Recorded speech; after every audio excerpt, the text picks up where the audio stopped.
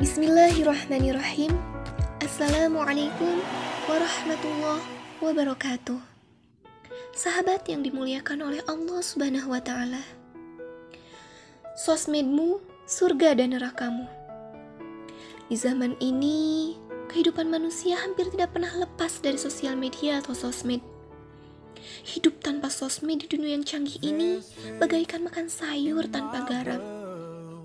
Keakraban dengan sosmed inilah yang mendorong seseorang selalu memperbarui status di akun yang mereka punya. Untuk setiap keadaan dan peristiwa yang dialami, dibagikannya pada orang seluruh dunia melalui sosmed. Wahai saudaraku, ketahuilah bahwa ketenaran sosmed di zaman kita ini telah dikabarkan oleh hamba Allah yang paling benar ucapannya, yaitu Rasulullah SAW. Beliau mengabarkan dalam hadis riwayat Imam Ahmad bahwasanya di antara tanda-tanda dekatnya kiamat adalah zuhrul qalam atau tersebarnya pena. Ulama menjelaskan bahwa yang dimaksud dengan pena tersebut adalah tersebarnya tulisan-tulisan di sosial media. Mari renungkan. Perkataan Rasul sekitar 15 abad yang lalu telah terbukti di mana sosmed kini menjamur dan menghabitat pada sebagian besar penduduk dunia. Maka sepantasnya bagi setiap muslim yang mau berpikir dan merenungkan faidah dari hadis tersebut akan merasakan bertambahnya keimanan dalam dadanya.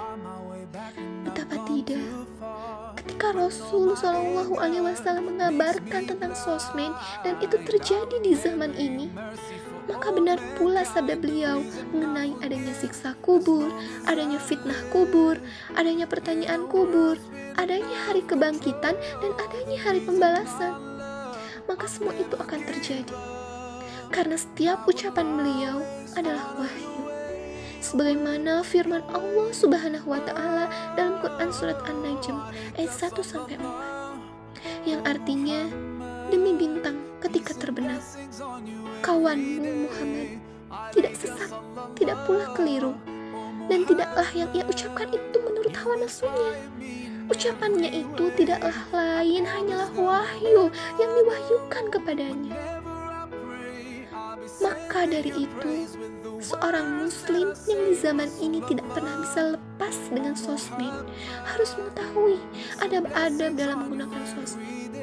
Di antaranya, yang pertama, mengingat bahwa Islam menuntut kita membagi waktu dengan proporsional.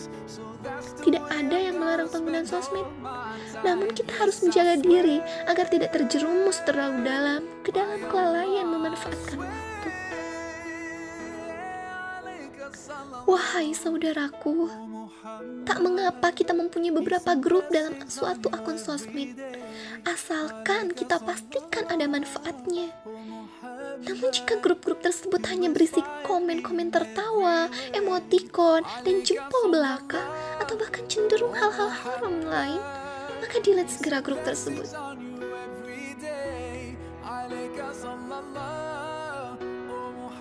Salah satu tanda Allah berpaling dari kita adalah Allah biarkan kita sibuk mengurusi hal-hal yang tidak bermanfaat untuk kita. Kita tidak diberi taufik dan hidayah untuk melakukan kebaikan. Terdapat suatu kisah inspiratif. Suatu hari Imam Malik ditanya, "Berapa umurmu wahai Imam?" Imam Malik pun menjawab dengan tegas, "Uruslah dirimu sendiri." Lihat bagaimanakah kesungguhan Imam Malik dalam menjaga waktu. Beliau tidak mau menjawab pertanyaan yang tidak ada manfaat akhiratnya, tidak mengandung ilmu. Dan kisah ini juga mengajarkan pada kita untuk tidak over kepo terhadap kehidupan orang lain. Masih banyak aib yang kita perlu perbaiki. Masih banyak kitab yang perlu kita pelajari. Bagi seorang muslim, waktu itu sangatlah mahal. Sehingga muslim yang baik keislamannya akan meninggalkan kegiatan di sosmed yang hanya sekedar like dan dislike tanpa menebar faidah dan kebaikan.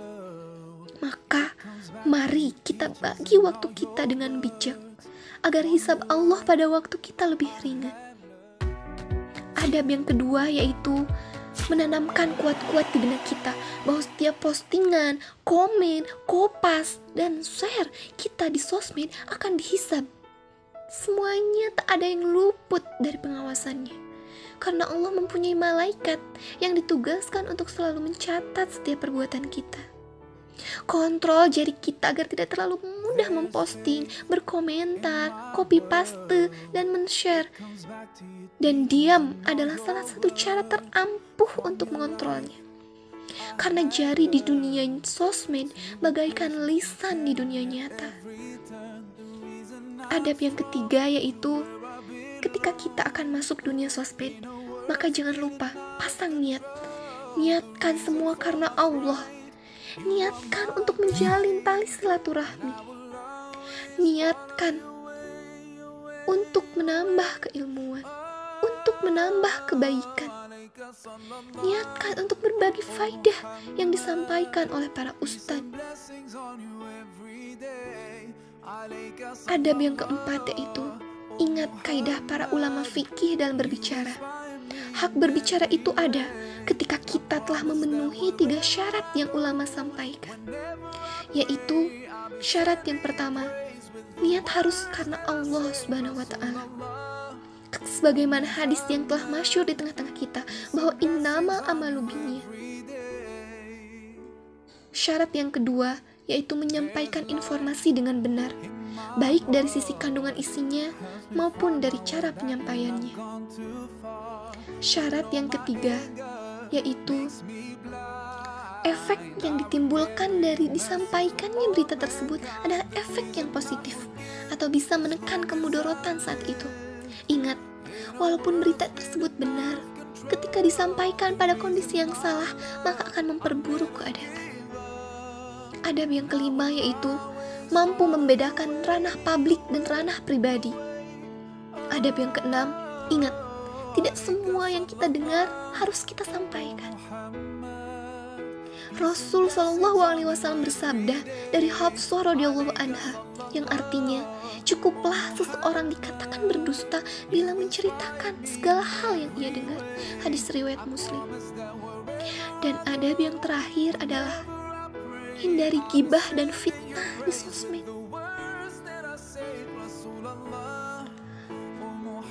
Kelak di akhirat, Allah Subhanahu wa Ta'ala akan menyediakan bangkai saudara kita yang kita gibahi. Sebanyak apa kita menggibahi seseorang, maka sebanyak itulah bangkai yang Allah sajikan pada kita untuk kita makan sampai habis. Bangkai yang telah berbau busuk dan berbelatung, dan kita harus menghabiskannya. Dan mungkin bisa lebih dari 1. Na'udzubillah min dzalik. Lalu mengapa kita berani membuang waktu kita hanya untuk mencari-cari kesalahan dan aib saudara kita? Ingat, kita pun juga punya aib. Dan seandainya tidak karena hidayah Allah pada kita, niscaya kita pun juga akan memiliki aib yang kita benci dari saudara kita. Maka mari jadikan sosmed kita sebagai lumbung pahala. Jadikan sosmed kita sarana untuk mempermudah kita meraih surganya. Yassarallahu lana, barakallahu alaina, wa sallallahu ala nabiyyina Muhammad wa ala alihi wa sahbihi wa tabi'in. Wabillahi taufiq wal hidayah. Wassalamualaikum warahmatullahi wabarakatuh.